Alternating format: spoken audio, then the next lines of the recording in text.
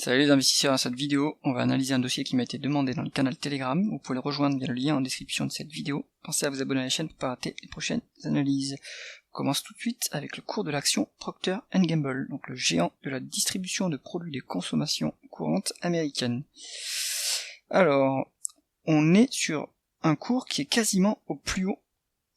Donc, est-ce que c'est encore le moment de s'intéresser à l'entreprise ou est-ce qu'elle est déjà trop chèrement valorisée par le marché?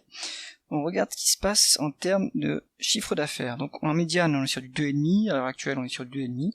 Donc on est sur une activité qui est très mature. Il ne faut pas s'attendre à des niveaux de croissance élevés, hors acquisition.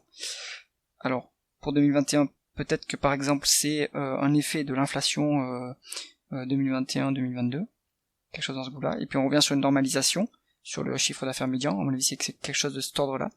On voit que l'entreprise fait aussi fréquemment des acquisitions, soi-disant elle a accumulé 6,650 milliards d'acquisitions. Donc elle est capable de sortir le carnet de chèques pour acheter les parts de marché. À mon avis c'est que comme ça qu'elle va pouvoir faire de la croissance significativement, vu que le marché est très mature. On va regarder ce qui se passe en termes de taux de marge. Le taux de marge net, le taux de marge brut est à 51%, donc pas si loin de la médiane de 50%, donc ça c'est très bien, l'entreprise est proche d'avoir un avantage concurrentiel, super. Taux de marge opérationnel est aussi très stable et à un niveau assez haut par rapport à la médiane qui est de 26%, donc on est actuellement sur quasiment du 29%, donc super, il y a de l'efficience opérationnelle. Et le taux de marge net est aussi très élevé à 17%, donc je suis étonné d'ailleurs d'avoir un niveau de marge nette aussi élevé sur ce type d'activité, donc très intéressant. L'entreprise a vraiment une très forte efficience financière, donc ça c'est intéressant. On est sur une entreprise qualitative, ne serait-ce qu'en regardant les marges, pour ce qu'on voit jusqu'à présent. Alors continuons par la conversion des bénéfices nets en free cash flow. Alors, on se met ici, hop. On a des free cash flow plus élevés que les bénéfices nets, donc c'est mieux quand ça se passe dans ce sens-là. Si on veut valoriser l'entreprise par les flux, et s'il n'y a pas de dette, on utilisera plutôt les free cash flow plutôt que les bénéfices nets, puisque les free cash flow représentent mieux la profitabilité réelle de l'entreprise. Pour comprendre ce qui se passe dans ce décalage, ça doit être des dépenses non cash, comme des dépréciations amortissements. On voit qu'il y a une augmentation en 2020, donc il y a dû y avoir des dépréciations.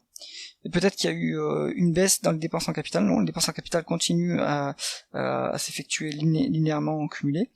Donc, à mon avis, on a un peu plus déprécié sur la période qu'on a dépensé en capital. Donc ça, c'est quelque chose qu'il faut creuser dans les tableaux de flux de trésorerie de l'entreprise et voir ce qui se passe. On a aussi une évolution favorable du besoin de la variation du besoin en fonds de roulement. Donc ça, c'est très bon. Ce que je me demande pour cette entreprise, c'est est-ce qu'elle a un BFR négatif, ce qui est vraiment serait la panacée. Et là, on est sur un BFR négatif, donc fantastique. L'entreprise a un pouvoir d'imposer ses délais de paiement à ses clients, tout en maîtrisant ses délais de paiement aux fournisseurs à son avantage. Ça lui donne du cash qu'elle peut faire travailler et ça lui permet de générer des intérêts sur ce cash et d'améliorer les résultats financiers. Donc super. Là, on a une entreprise qui a aussi un avantage structurel via un besoin en fonds de roulement négatif. Alors, on continue avec la rentabilité opérationnelle de l'entreprise. Donc, on va se mettre sur le ROIC. On a quelque chose de monstrueux à 20% de ROIC, donc ça c'est incroyable. La médiane c'est du 16,5%, donc on est en plus à un niveau très élevé. Donc quand on dit que les États-Unis c'est le paradis du capitalisme, ça se voit directement ici. On a des rentabilités aussi records pour une activité aussi banale que la distribution de produits courants. Il y a qu'aux États-Unis qu'on peut voir quelque chose d'aussi merveilleux, quoi. Donc allez, je ferme cette parenthèse. Donc on peut autofinancer une croissance à hauteur de 20%.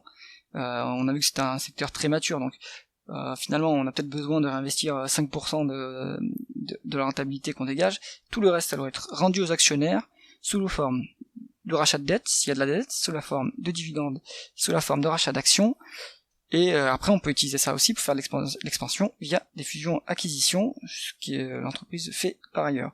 Donc rentabilité record. Maintenant, est-ce que l'entreprise est endettée? Moi je pense qu'elle ne devrait pas être endettée, ou alors si elle est endettée c'est parce qu'elle fait des acquisitions. Donc on voit qu'elle est quasiment pas endettée, elle a une fois l'EBITDA, en dette nette sur EBITDA on est très bon, on est à moins de 2 fois en dette nette sur free cash flow, donc voilà, il y a quasiment pas de dette sur cette entreprise là, et ce qui est évident puisque elle a un BFR négatif, donc elle peut en plus une rentabilité record, donc elle peut s'autofinancer à l'aise sans faire appel à de la dette, et quand elle lève de la dette, à mon avis, c'est plutôt pour faire des acquisitions, ce qu'elle a dû faire récemment. Et en plus cette dette est en train de baisser, donc là on a en plus une allocation du capital qui vise à désendetter le groupe en priorité. Est-ce que quand on est actionnaire de Procter & Gamble, on est bien traité par l'entreprise? On regarde ce qui se passe du côté des dividendes et des rachats d'actions. Là-dessus, c'est malheureux, mais il manque la donnée sur les dividendes. Donc je pense qu'il y a un dividende, mais j'ai pas l'info sur Coifin. Donc là, si vous l'avez, vous me l'indiquez en commentaire, ça m'intéresse de savoir combien ils versent de dividendes. Mais en tout cas, s'ils en versent un, par exemple le dernier dividende qu'ils ont versé, qui était de 7 milliards en 2017, était largement couvert par les free cash flow, donc j'imagine que c'est le cas. Et puis, ce qui est plus intéressant sur les entreprises américaines par rapport aux entreprises européennes, c'est qu'elles privilégient les rachats d'actions par rapport aux dividendes. Donc là, l'entreprise depuis 10 ans, elle a racheté à la louche, elle a racheté facile 20% de son capital.